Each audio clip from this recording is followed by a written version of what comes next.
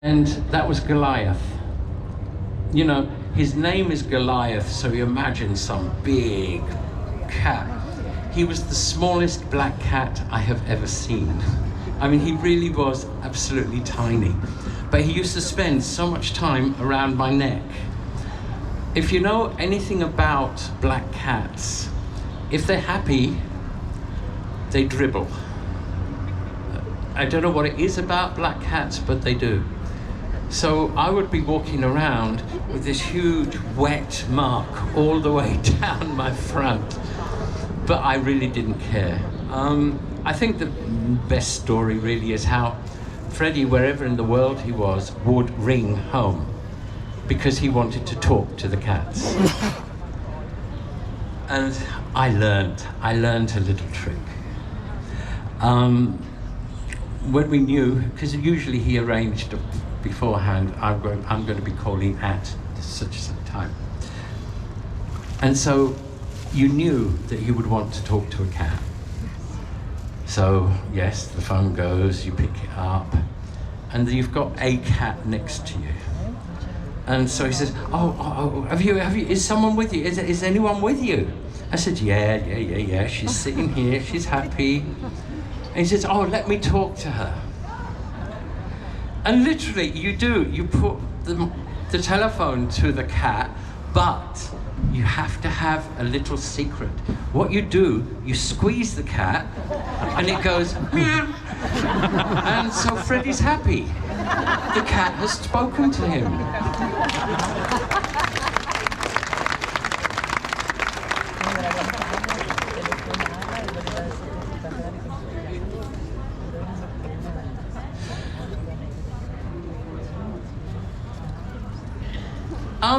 Okay, yes. I mean, when we're in the same country, then we communicate. But I live in the Czech Republic.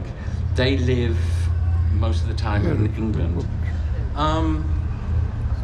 For me, I have no problem with them going out under the name of Queen, because you have to remember that it was Brian and Roger who had created Smile that Freddie joined. So Brian and Roger are the two original members. So if they want to go out as Queen, that's their prerogative. I've seen them a few times. I've seen them a few times with Paul Rodgers and with Adam Lambert. For me, and I'm able to sort of separate the shows and things, it's wonderful for me to see Brian and Roger on stage, still doing what they were born to do. You know, Queen were always this band that performed. There was never the four people going on stage, playing the music and going off. It was always a big performance. And to see those two still doing it, I think, for me, that makes for the show. Okay, I could do one more, then I'm sorry, then I have to go.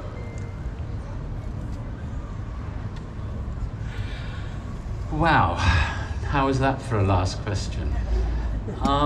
What did Freddie mean to me?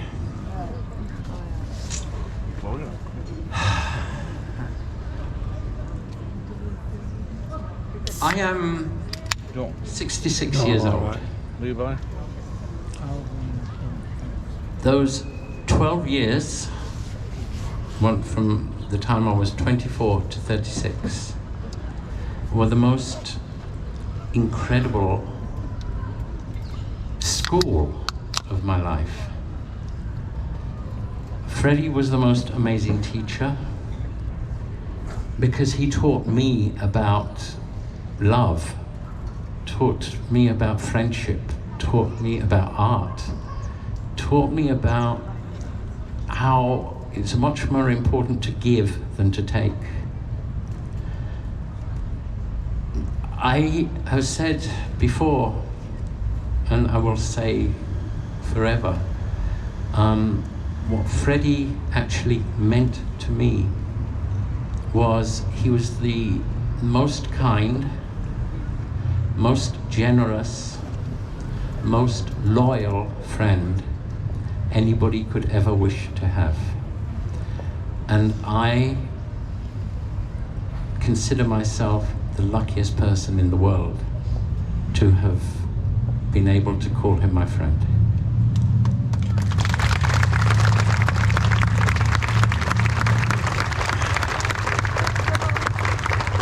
I want to really just say thank you to every single one of you who are here. I do so hope you have enjoyed your time.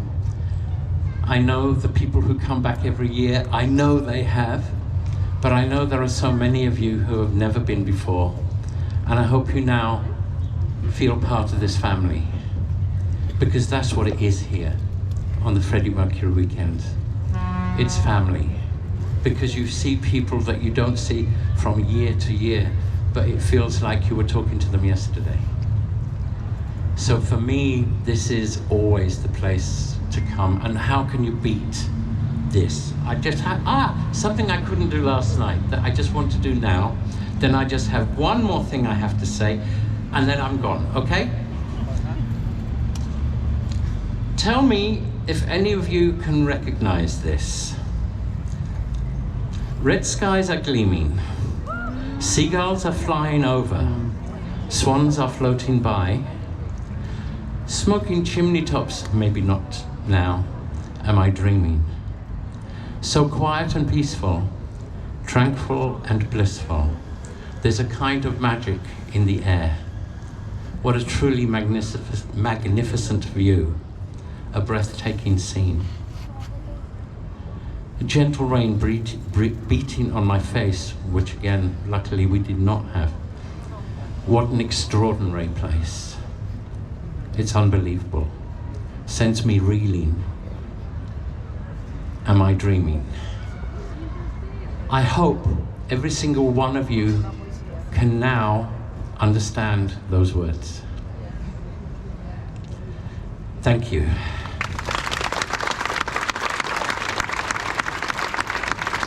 And I do have one last request.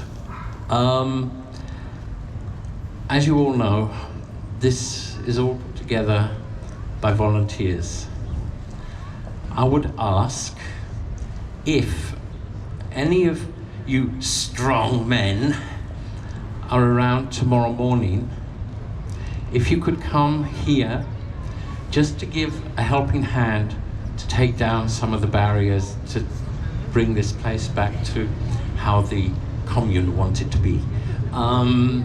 We would be most grateful if just a few of you could come here just to give a hand. What time? I don't know, 9 o'clock, 10 o'clock. Just to help pull things down, just to make it back how it used to be. As I say, ladies and gentlemen, boys and girls, it's wonderful to be able to say that at a Freddie Mercury day. Thank you all. Genomen,